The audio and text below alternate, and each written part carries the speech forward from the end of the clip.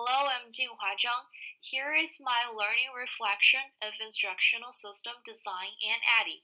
Firstly, we're talking about the instructional systems design, which is the process of designing and developing instructional courses or materials that bring greater efficiency and effectiveness to acquiring knowledge or skills for learners. The instructional design model gives structure and meaning to an instructional design problem and help people to visualize the problem to break it down into manageable units. Here we're focusing on four models: the Dick and Carey model, Smith and Wagner model, CAP model, and ADDIE model. The Dick and Carey model is a well-known instructional design model which addresses instruction as an entire system, focusing on the interrelationship between context, content, learning, and instruction. The components of the Dick and Carey model are shown as in the picture. The main strength of the Dick and Carey model is that the designer requires clear and measurable learning objectives, thereby developing instruction as a systematic process. However, because it is based on the premise that every one of the components are essential, and therefore none of them can be skipped. The Smith and Wagner model also describes all of the phases process in some detail but relies heavily on educational psychology and cognitive strategies. Three important phases to remember with this instructional design model are analyzing learning environment, strategy, and evaluation. The Smith and Wagner model develops specific instructional strategies, and it is increasingly popular with the instructional designers because of the importance of cognitive psychology. It encourages learning advocacy and supports alternative delivery systems.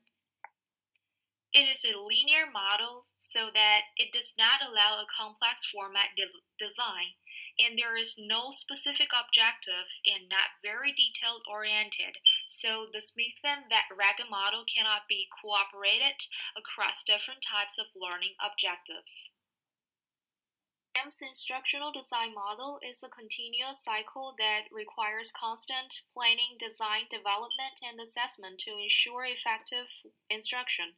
The model is particularly useful for developing instructional programs that blend technology, pedagogy, and content to deliver effective learning.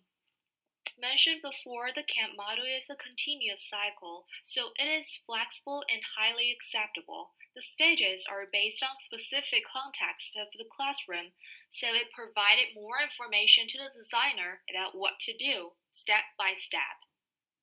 However, there are 9 components in the model and no beginning or ending points, so it may be a little bit confused for the fresh instructional designers. And besides, the model is small scale, which cannot be used for individual lessons. The ADDIE model is a framework that represents a descriptive guideline for building effective training and performance support tools in 5 phases, as listed on the screen. The ADDIE model is at the very core of instructional design and is the basis of instructional system design. The ADDIE model is the most widely used model and is the foundation for other instructional design models. It is flexible and can be used for traditional instruction and across many industries.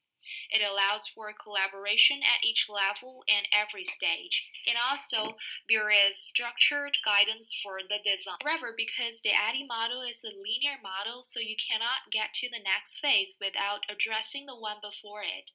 And also, it is time-consuming and costly. It does not allow for designers' creativity because the process is so detailed. Thank you for your attention and have a nice day. Bye. Created using Powtoon.